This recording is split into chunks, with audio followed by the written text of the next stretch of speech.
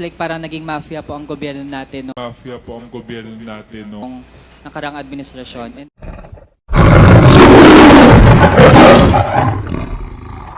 ay nawalan po sila ng trabaho, they were humiliated, their dignity was lost, and Mr. Chairman, Mr. President, that 1 million we go a long, long way. I will hand to you the 1 million. Point of order, Mr. Chairman. Before this. Point of order, Mr. Chairman.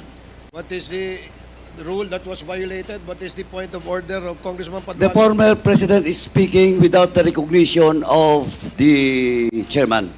And please, Mr. President, former president, you know the rules. It was read by Chairman Acop. And being a former congressman, you know the internal rules. Let the members of this committee finish the question before answering. That's my first point of order, Mr. Chairman. And I hope the former president understand Nakalimutan the rules. ko na yun. Yung rules na yun. Oh, now, I now want you. Hindi Pinapaalala ko po. I'm not. Now again, Mr. Chairman. Chairman, Hearing suspended. the former president is Hearing speaking. suspended. Thing that you said before the Quad can be reduced in writing so that truly we can believe that you're taking full legal responsibility to all the victims of war on drugs, both legal and illegal, because as lawyers we believe that by extrajudicial confession, we have to put that in writing, Mr. President. Totoo yan naman. I order the campaign against drugs. Hindi ako it's a policy of government or of the president. Hindi ako maghugas ng kamay. Hindi ako magsabi hindi kasi yung department yan. Hindi, akin yun. Mr. President, last question. If one of these days the ICC will come, will you voluntarily submit yourself? Sipain ko pa sila, ma'am. But you said a while ago that if somebody will sponsor your fare to the ICC, you will voluntarily submit yourself to their investigation and jurisdiction. Yes. Pero kung sila magpunta dito, sipain ko. But will you confirm that you are willing to submit Oh. voluntarily yourself to ICC? Punta ko doon, sipain ko rin sila. Same.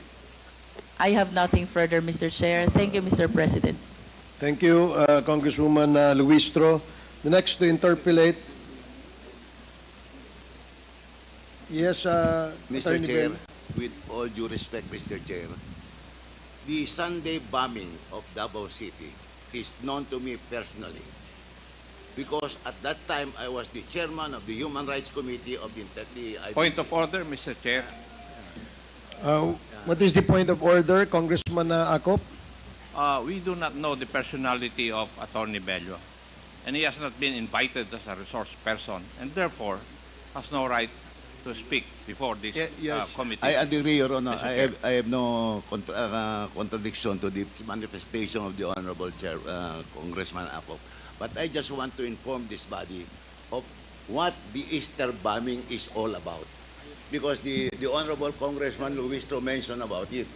And she insinuated that as a result of the Sunday bombing, former President Duterte caused the bombing of Muslim mosques, which is not true because at that time, Your Honor, he was just a fiscal of Davao City. Okay, I salamat know po. that, Your Honor, because I was the one who investigated this incident upon the direction of the Integrated Bar of the Philippines. So, for the record, Congressman Luistro, Mayor Duterte or President Duterte was a fiscal at the time of the bombing of the San Pedro Cathedral. Okay, It thank is you. not true Thank you, that he Attorney was the Bello. mayor. Your manifestation is noted. Thank you Mr. very Chair, much, Your Honor. Mr. Thank you. Chair. Thank you. So, I have a 19-second video of the interview of the former president about the Dumoy bombing. If this representation may be minutes is allowed that, to. I think this is 19 seconds, Mr. Chair. seconds. Okay, please. Secretariat, kindly play.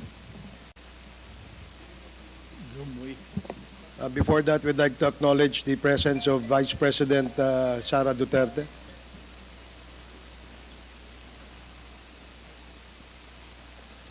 Secretariat, can you please play the video?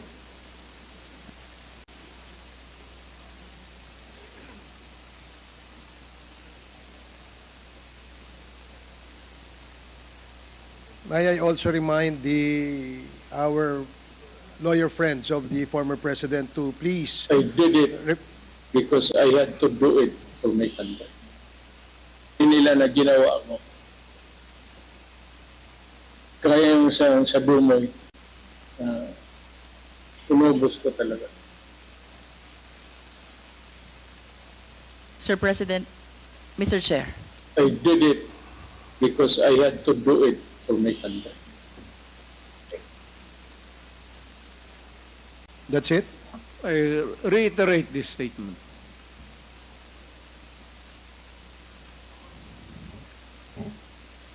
The former president said that he reiterates the statement he made in that video. With that, Mr. Chair, then I conclude this interpellation. Okay. Thank you, Congresswoman Luistro. So again, before we acknowledge the next interpellator, I'd like to remind our friends from the lawyer friends of our former president to please,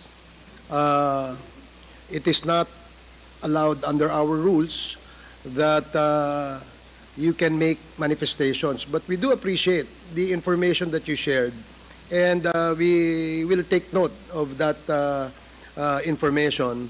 But again, let me emphasize that under our rules, we cannot allow